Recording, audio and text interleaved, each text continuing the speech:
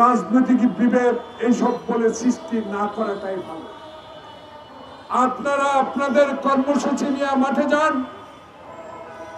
নির্বাচনে সাহস থাকলে আসেন। নির্বাচনের আগে অমুকটা করতে হবে, অমুকটা না করলে যাব না, অমুক প্রতীক না দিলে নির্বাচনে যাব না, অমুক কাজ না করে দিলে যাব না। বিএনপির সকল প্রশাসনে বিএনপির লোককে আপনারা প্রমোশন দিয়ে বসিয়ে দিয়েছেন। এই কথা বলে বাংলাদেশ জাতীয়তাবাদী দলকে ছোট করা যাবে না। সেই দলকে হীন প্রচেষ্টা করে, ষড়যন্ত্র করে, আজকে নির্বাচনকে ব্যাহত করে আরেকটি শক্তিকে সুযোগ করে দিবেন নির্বাচন না করে ক্ষমতায় থাকার জন্য। এটা কোনোদিনও বিএনপি একটা কর্মী থাকতেও সম্ভব পারবেন না লড়াই করতে। ক্ষমা আর ভুল অপরাধ এক নয়।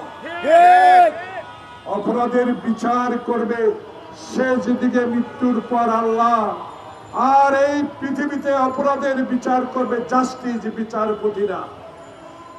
তাই আমি স্পষ্ট ভাষায় একজন মুক্তিযোদ্ধা হিসাবে, একজন রাজনৈতিক কর্মী হিসাবে আজকের এই দল থেকে বলতে চাই, অনুগ্রহ করেন, আপনারা আমাদের বন্ধু ছিলেন, বন্ধু থাকেন, কর্মসূচি নিয়ে রাস্তায় নামেন, অমুক তাল বাহানা করে মানুষের দিকে বিভ্রান্ত না ছড়িয়ে আসুন, নিজের জনপ্রিয়তাটা যাচাই করেন, গ্রামে যান, আসুন লড়াই করেন।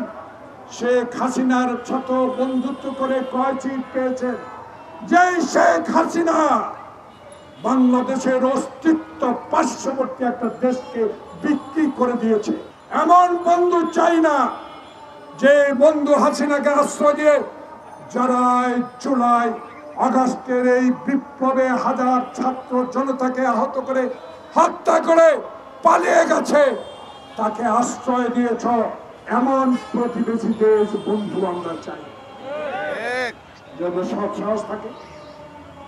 যদি বন্ধু হতে চাও, যদি বাংলাদেশের মানুষকে ভালোবাসতে চাও, যদি বাংলাদেশে গণতন্ত্র চাও, দেরি আর করো না, হাসিনাকে ঠেলে পাঠিয়ে দাও।